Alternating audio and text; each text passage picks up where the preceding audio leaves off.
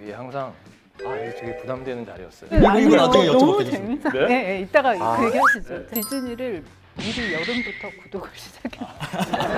기대됩니다.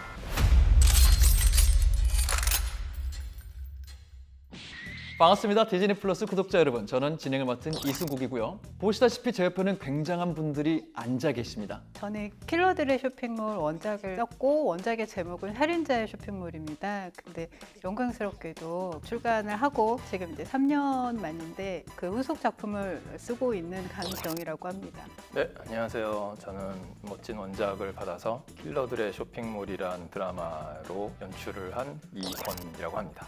이 작품의 비하인드 스토리와 탄생 이야기 같은 여러 가지 재미난 에피소드를 들어보는 시간 가져보도록 하겠습니다. 감독님 아내분인 이연희 네, 감독님께서 이미 작가님의 전작을 한번 영상화할 때 연출을 하신 적이 있잖아요.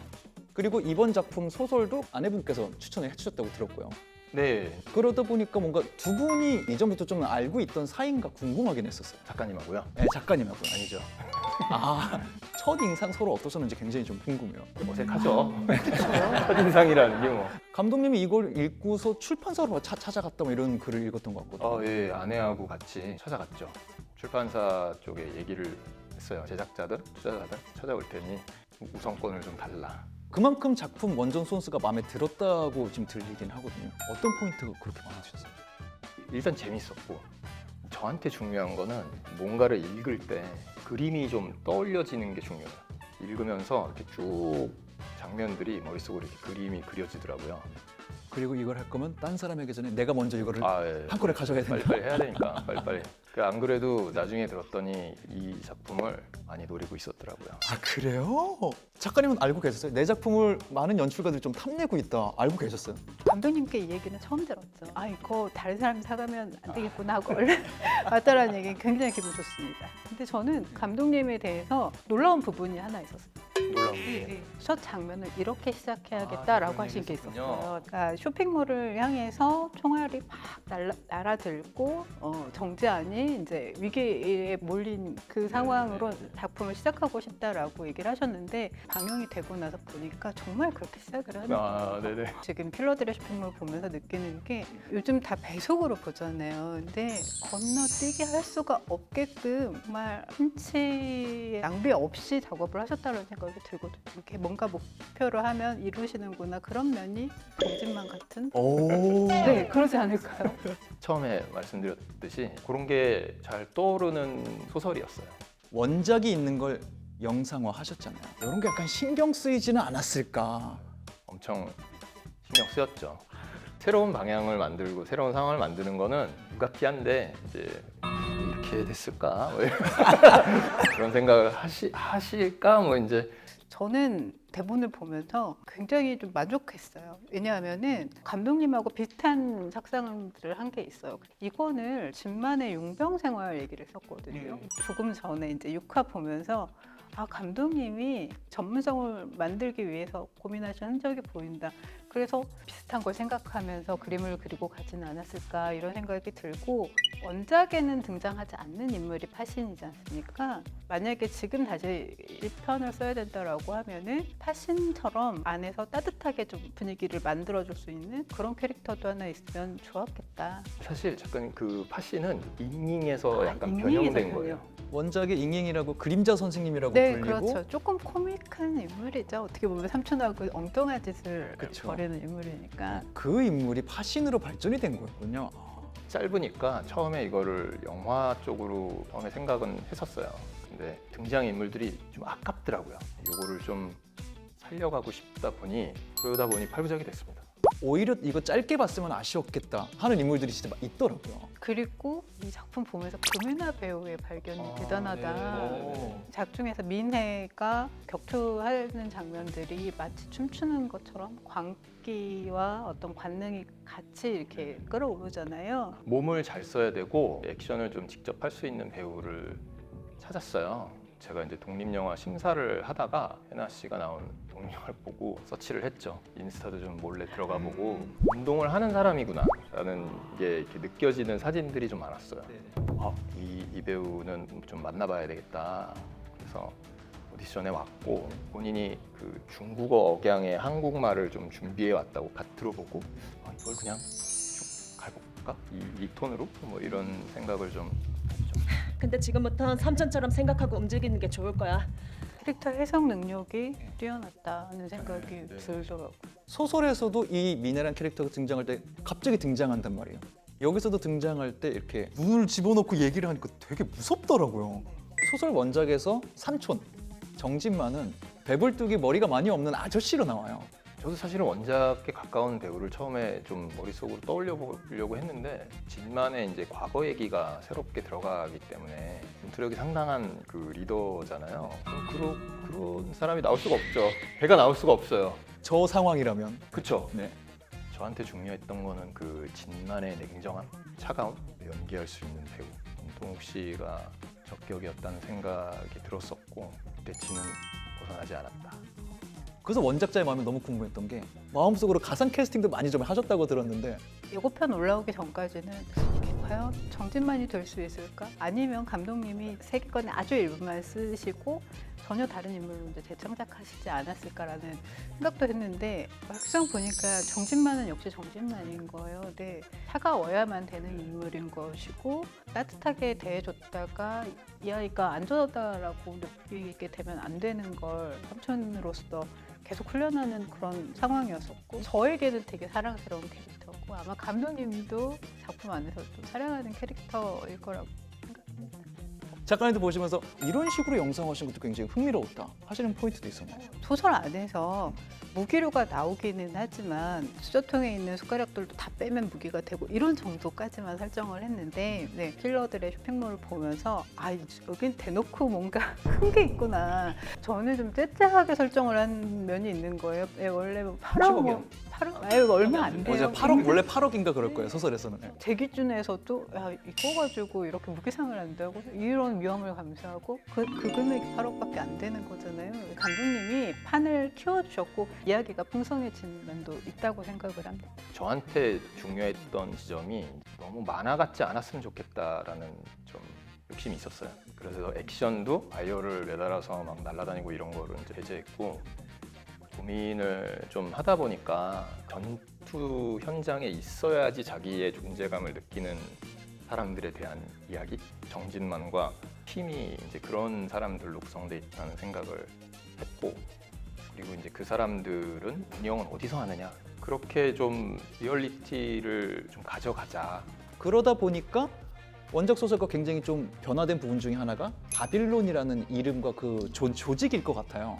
원작 소설에서는 커뮤니티 같은 곳이잖아요. 네, 의뢰를 그냥 하고. 범죄 조직인 거죠. 근데 영상에서는 아예 정말 회사처럼 운영이 되고 있더라고요. 대기업이 뭐 자영업자 괴롭히는 얘기가 돼버린 건데 바빌론이라는 건 글로벌 범죄 조직이어서 세지만 킬러들의 쇼핑몰 안에서 바빌론이 가지고 있는 세계관보다는 훨씬 더 옹색하거든요. 그래서 이렇게 판을 키워주셨으니 제가 다음 이야기 쓸 때는 더 크게 네, 더 세게 나가도 좋겠다 하는 생각도 들더라고요. 부담받지 마시고. 소설보다는 조금 그래도 유머가 같이 섞여 있는 상황들 보시면서 어떠셨는지 궁금했어요. 캐릭터들 중에서도 조금 어설픈 캐릭터들이 나오잖아요. 이제 좀 말랑하기도 하고 브라더가 좀 그런 브라더가 많이 있잖아요. 그 네. 원작 쓰실 때 브라더는 조금 다른 느낌이었나요? 비슷하지만 그러니까 브라더는 뭔가 평범하게 살고 싶어하는 그 마음이 찾아오거든요.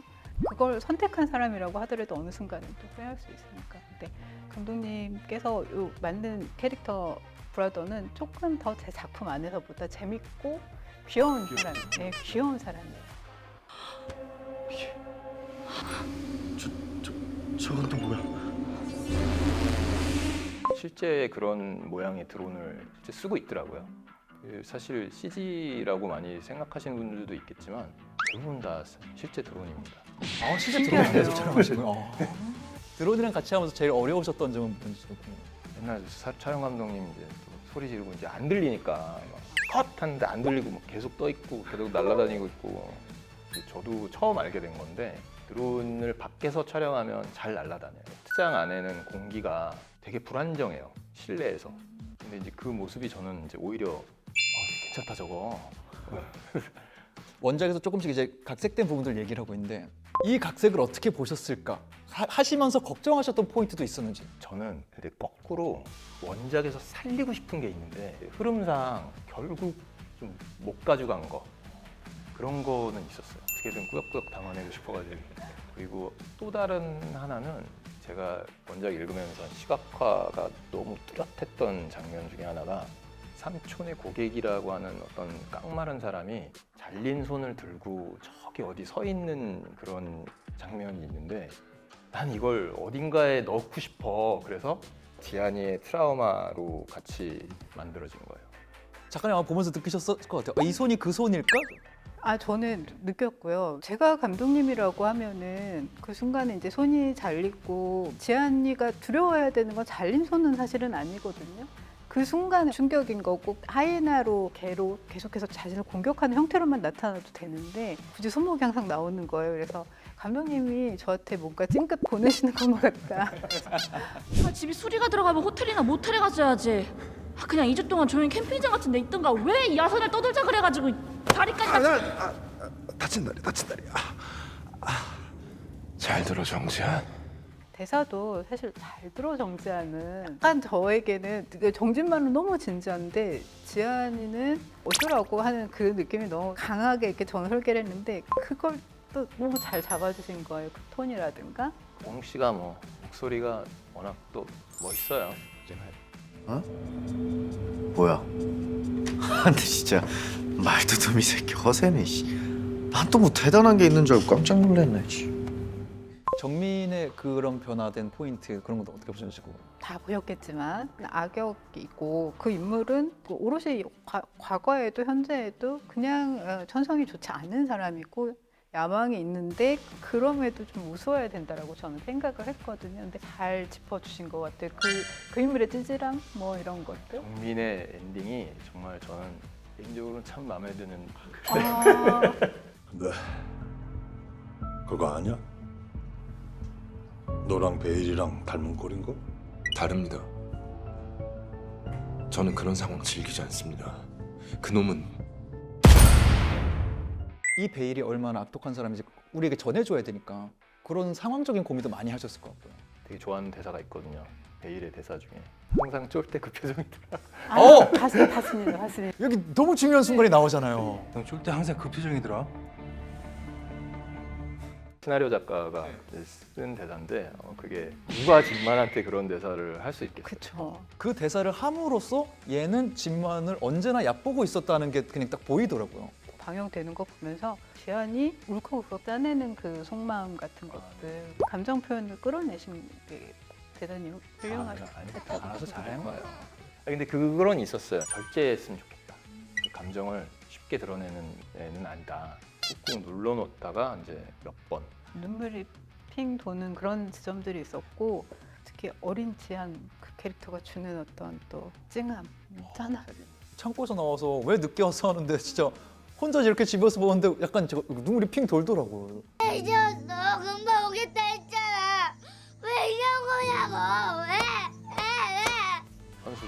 프로가 몇 분이 계시는 거예요, 그 안에. 오늘은 저희한테 허락된 시간이 거의 다 된 것 같아서요. 마지막으로 구독자분들께 뭐 전하고 싶은 말씀이나 인사 말씀 하시고 싶은 거 있으면은 봐주셔서 너무 감사드리고 7, 8 끝판왕이 남아 있습니다. 기대해 주십시오. 감사합니다. 원작자지만 결말을 전혀 모르고 작품을 주행하고 있습니다. 그래서 구독자들과 똑같은 심정으로 기다리게 될 것 같아요. 이공 감독님의 다음 작품도 또 기대하는 마음이 생겼습니다. 킬러들의 쇼핑몰 이제 2화밖에 남지 않았습니다. 지금까지 정주행하신 분들은 조금만 기다리시고요. 끝까지 함께해 주셔서 너무 감사합니다. 저는 이승국이었고요. 이광 감독님, 강정 작가님과 함께했습니다. 감사합니다. 감사합니다.